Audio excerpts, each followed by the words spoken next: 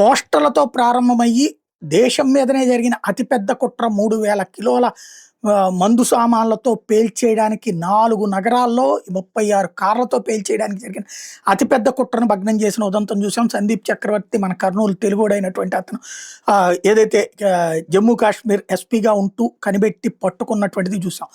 ఇప్పుడు ఆ వ్యవహారంలో ఎవరై అంటే హర్యానాకు సంబంధించినటువంటి ఒక మత గురువుని జమ్మూ కాశ్మీర్ పోలీసులు పట్టుకుపోయారు. వైట్ కాలర్ టెర్రర్ మాడ్యూల్ ఏదైతే ఈ ఎవరైతే డాక్టర్లని మోటివేట్ చేసినటువంటి వ్యక్తి మౌల్వీ ఇస్తియాక్ అనేటటువంటి వ్యక్తి మీరట్కి సంబంధించినటువంటి మేవాట్కి సంబంధించినటువంటి వ్యక్తి అనేది ఐడెంటిఫై చేశారు.